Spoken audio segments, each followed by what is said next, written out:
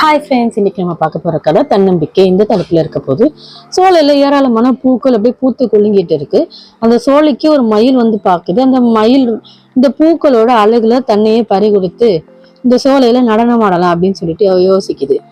அது யோசிச்சு கொஞ்ச நேரத்திலே அது நடனம் ஆடவும் ஆரம்பிக்குது. அது தன்னை மறந்து ரொம்பவும் வேகத்தோட காலை முன்ன பின்னன்னு வச்சு நல்லா அழகா ஆடிக்கிட்டே இருக்கு. மயில் வேகமா நடனம் ஆடுறதுனால அந்த கால் இடறி அது கீழே விழுந்துருச்சு. ஒரு பக்கமா சாஞ்சு அது கீழே விழுந்துருச்சு. அந்த மயில் இப்படி நிலத்தரை மாதிரி கீழே விழுந்த மயிலுக்கு மனசு ரொம்பவும் தடுமாற்றம் அடையுது. நம்மளால இனி நடனம் ஆட முடியாது போலயே அப்படின்னு நினைச்சு ரொம்பவும் கவலைப்படுது அந்த மயில். இப்படி ரொம்பவும் சோகமா விழுந்து கிடந்த இடத்தையே அப்படியே எடுத்து பார்த்து பொறுமையா சோலைக்குள்ள அப்படி எட்டி எந்திரிச்சு நிற்கும் போது அதே சோலைக்குள்ள ஒரு வண்டு அப்படியே பறந்து வந்துகிட்டு இருக்கு. அது கொஞ்சம் தூரத்துல இருந்து வரும்போதே மயிலோட நடனத்தை பார்த்து அப்படியே ரசிச்சுட்டே வந்திருக்கு. நடனம் ஆடிட்டு இருந்த மயில் கால் இடறி கீழே விழுந்தது சோகமா இருக்கிறத பார்த்தது இந்த வண்டுக்கு ரொம்பவும் சோகமாயிடுது. இந்த மயில் ரொம்பவும் அற்புதமா நடனம் ஆடிச்சு.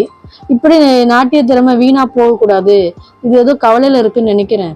கீழே விழுந்ததுனால நம்ம அதை எப்படியாவது ஊக்கப்படுத்திடணும், இந்த மயிலை தொடர்ந்து நடனம் ஆடுறபடி நம்ம தான் செய்யணும் அப்படின்னு அது மனசுக்குள்ள எண்ணிட்டு வண்டு உடனே மயில கிட்ட வந்துட்டு, மயில நீ மனசு உடைஞ்சிடாத, கலைஞர்களுக்கு இந்த மாதிரி சோதனை வர்றதெல்லாம் ரொம்ப வேர்க்கதான்.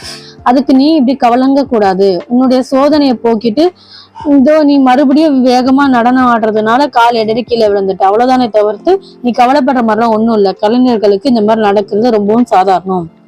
அப்போதான் அவங்க வாழ்க்கையில சோதனையெல்லாம் தாண்டி சமாளிச்சு வெற்றி பெற முடியும் அப்படின்னு சொல்லி வண்டு சொல்லுது.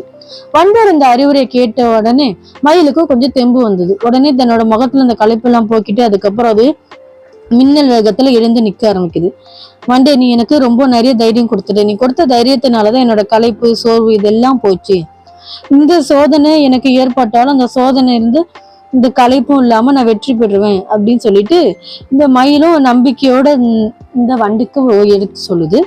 மயிலோட மனசுல தான் தன்னம்பிக்கையை விழிச்சிட்டோம் அப்படிங்கிற சந்தோஷத்தோடவே வண்டு அங்கிருந்து தொடர்ந்து பறக்க ஆரம்பிக்குது. இதோட கருத்து என்னன்னா, சோர்வடைந்தவங்களுக்கு உறுதி கொடுக்க வேணும் அப்படிங்கிறது. இதோட இந்த கதை முடிஞ்சது. நன்றி.